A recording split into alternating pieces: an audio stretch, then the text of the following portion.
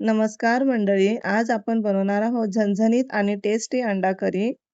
हॉटेलसारखी चव आता घरच्या घरी. तर व्हिडिओ शेवटपर्यंत नक्की बघा. फक्त 10 मिनिटात तयार होणारी अंडा करी इतकी टेस्टी की पुन्हा पुन्हा खाल. सर्वात आधी उकडलेली अंडी थंड पाण्यात टाका. नंतर हलकं टॅप करून साल क्रॅक करा. हळूहळू साल काढत जा आणि बघा अंड एकदम स्मूथ निघतं. आणि त्यानंतर त्यावर फ्रॉकने टोचे मारून घ्यायचे कारण की आपला मसाला आतपर्यंत जातो. एका साईडला मी तेल घेतलेलं आहे एक पळी. त्यामध्ये हळद टाकून घेतले, मीठ टाकले.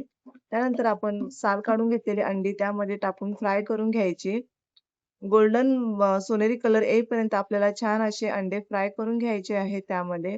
ते एका प्लेटमध्ये काढून घ्यायचे. प्लेटमध्ये काढल्यानंतर मी इथे सगळे मसाले घेतलेले आहेत. खडे मसाले, इलायची, दालचिनी, लवंग आहेत आणि इथे मी एक कांदा घेतलेला आहे. त्याची साल काढून घेते आणि मधून त्याचे काप करून घेते छोटे-छोटे. त्यानंतर ते कापलेले कांदा आता त्या मिक्सरमध्ये टाकून घेते मी. आपल्याला त्याची पेस्ट करून घ्यायची आहे.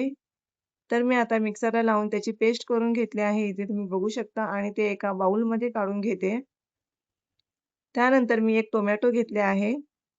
ते टोमॅटो सुद्धा आपल्याला त्याची प्युरी करून घ्यायची आहे. त्यानंतर अर्धी वाटी खोबरं टाकलेले आहे. त्यामध्ये एक मिरची, कोथिंबीर, थोडंसं मीठ याची सुद्धा आपल्याला प्युरी करून घ्यायची आहे.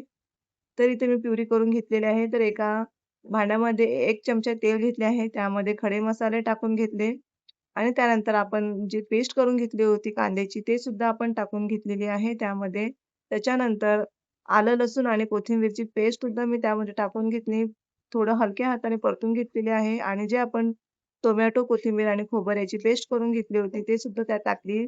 नंतर हळद टाकली, धना पावडर, जिरा पावडर, त्यानंतर लाल तिखट टाकून घेतले. घरगुती काळा मसाला थोडंसं घेतलेले आहे.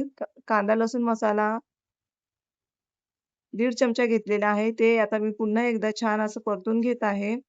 त्यानंतर आपण जे फ्राय केलेले अंडी होते त्यामध्ये टाकून घ्यायची आणि मिक्स करून घ्यायचं ते. मिक्स केल्यानंतर एका साईडला मी गरम पाणी ठेवले आहे.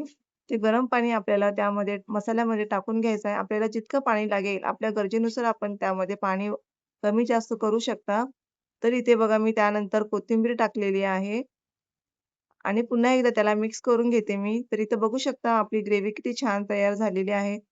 तर तुम्हाला ही रेसिपी आवडली असेल तर रेसिपीला लाईक करा, शेअर करा आणि सबस्क्राईब करायला विसरू नका. भेटूया पुन्हा रेसिपीसोबत. तोपर्यंत बाय बाय.